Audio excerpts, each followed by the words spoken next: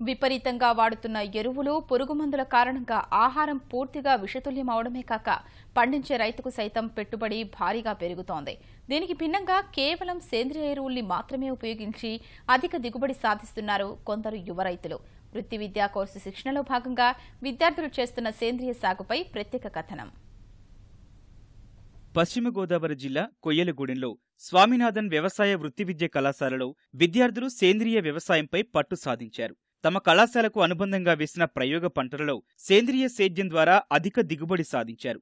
ఎలాంటి రసాయనిక ఔషధాలు వాడకుండా కేవలం జీవామృతం, ఆవు పేడ, ఆవు మూత్రం వంటి సేంద్రియ ఎరువులను మాత్రమే వినియోగిస్తున్నారు. మొక్కజొన్న, బెండ, వంగ, బీర, ఆకుకూరలు తదితర పంటలు పండిస్తున్నారు. పంటకు పురుగు ఆశిస్తే నిమ్మ నూనెను వాడి పర్యావరణాన్ని కాపాడుతున్నారు.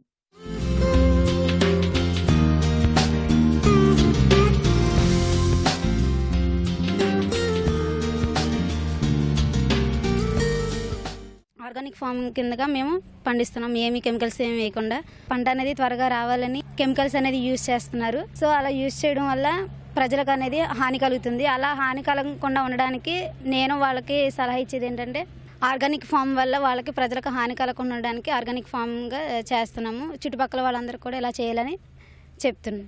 బెండ, స్వీట్ కార్న్, మిరప, టమాటో, గోరుచిక్కుడు, చిక్కుడు, వంగ, కూరగాయల పంటలన్నీ సాగు చేస్తాం సార్. ఎక్కువగా మేము కెమికల్స్ ఏమి స్ప్రే చేయం సార్. ఏమన్నా తెగులు అలాంటివి ఏమన్నా వచ్చినప్పుడు నీమ్ ఆయిల్ స్ప్రే చేస్తాం సార్. మేము దున్నేటప్పుడే ట్రైకోడర్మా స్పూడోమోనాస్ మళ్ళీ సేంద్రియ ఎరువులు వేయడం వల్ల మాకు అంతగా తెగులు ఏమి కనిపించలేదు సార్. మనం ఆర్గానిక్ ఫార్మింగ్ కాకుండా కెమికల్స్ యూజ్ చేయడం వల్ల మన ఆరోగ్యమే పాడైపోవడం కాకుండా కాలుష్యం అనేది కూడా ఎక్కువగా అయిపోయింది. అందుకని ఆర్గానిక్ ఫార్మింగ్ చేసుకోవడం వల్ల వాళ్ళు ఆరోగ్యంగా ఉంటారు. అదేవిధంగా మనం కూడా ఆరోగ్యంగా ఉండవచ్చు. శిక్షణలో భాగంగా విద్యార్థులు రోజుకు 4 నుంచి 5 గంటల పాటు పనిచేస్తున్నారు. కలుపు తీయడం, తడి పెట్టడం, పైరుకు పురుగులు ఆశించినప్పుడు నిమ్మ నూనె పిచికారీ చేయటం, పంట కోయటం వంటి పనులు అలవాటుగా మారాయని విద్యార్థులు చెబుతున్నారు. కేవలం తాము పండించటమే కాక రైతులకు దీనిపై అవగాహన కల్పిస్తున్నామన్నారు. పంట కుంటల ఆవశ్యకతను తెలిపేలా రహదారి పక్కనే విద్యార్థులు వాటి తవ్వకం చేపట్టారు.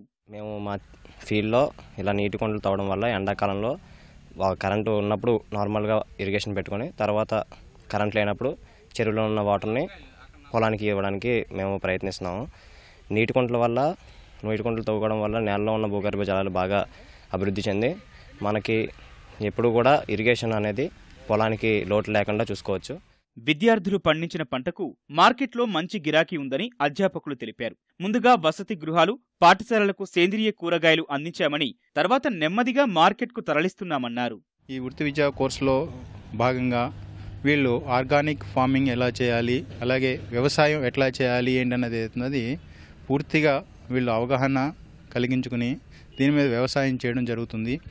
సో ఈ మెట్ట ప్రాంతంలో మేము ఈ కోర్సు స్టార్ట్ చేయడం ప్రధాన ఉద్దేశం ఏంటంటే ఇక్కడ ఉన్న రైతులకి అట్లాగే ఇక్కడ ఉన్న స్టూడెంట్స్, యూత్కి దీని మీద పూర్తి అవగాహన రావడం కోసం ప్రధానంగా ఈ కళాశాలను ప్రారంభించడం జరిగింది.